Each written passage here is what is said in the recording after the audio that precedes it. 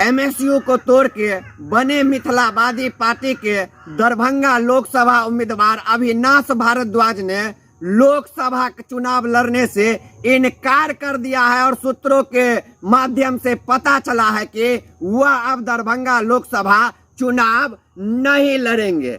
आप जितने जान के न्यूज देख रहे हैं सबको बताना चाहेंगे कि ये वही अविनाश भारद्वाज है जिन्होंने एमएसयू जैसे संगठन को तोड़ के और मिथिलावादी पार्टी बनाया और मिथिलावादी पार्टी बनाने के बाद एमएसयू कार्यकर्ताओं को तोड़ के और मिथिलावादी पार्टी का सदस्यता देना शुरू कर दिया। उसके साथ ही पदाधिकारी भी नियुक्त कर दिया और लगातार 1 सालों से अविनाश भारद्वाज दरभंगा के विभिन्न कोना में जाके और सभा करके ये कहते थे कि हम लोकसभा चुनाव लड़ेंगे और भाजपा को हराएंगे, लेकिन उनको अब उनका औकात पता चल गया और चुनावी मैदान छोड़ के वह भाग चुके हैं। अभी आपको हम अविनाश भारद्वाज का कुछ काला करतूत दिखाएंगे और सुनवाएंगे जिससे आप चौंक जाएंगे सुन के, क्योंकि अविनाश भारद्वाज ने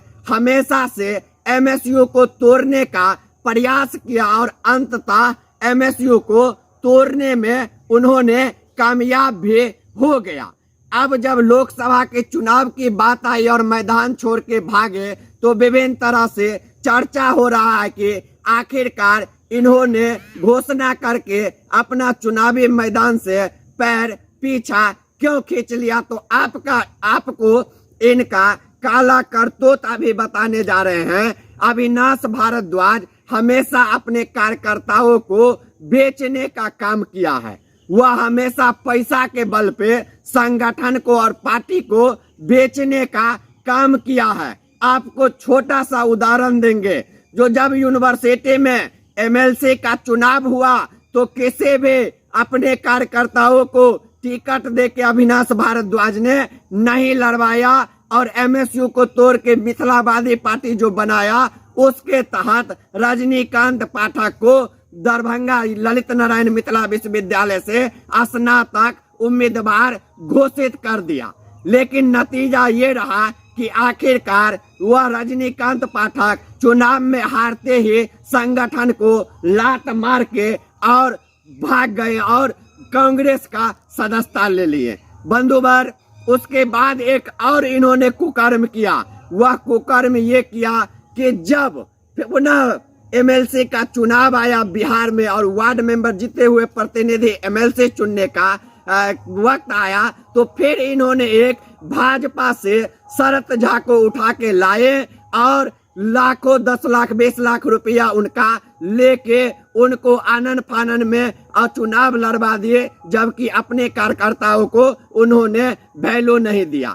आपको बता दे कि ये अविनाश भारद्वाज हमेशा से पार्टी को मिथिला स्टूडेंट यूनियन को तोड़ के जो मिथिलावादी पार्टी बनाया उस पार्टी को पैसा पे नचाने लगा और जो भी पैसा देता था उसको टिकट देता था। इसको तो लत लग गया कि भाई पैसा दो, 10 लाख 20 लाख दो और तुम्हें चुनाव लड़वाएंगे। लेकिन अब इनको पता चल गया है कि यह दरभंगा है और मिथिला है, यहाँ पे ज्यादा ठगी करने वाले को, ज्यादा झूठ बोलने वाले को जनता पीछे से लात मार के और भगाने का काम करता है। इसी का नतीजा रहा कि अभी तक मिथिलावादी पार्टी ने जब अविनाश भारद्वाज अपना चुनावी मैदान छोड़ दिए तो कोई प्रत्याशी नहीं मिला, कोई उम्मीदवार नहीं मिला जिनको उतारने का घोषणा करेंगे या उनका चुनावी प्रचार करेंगे।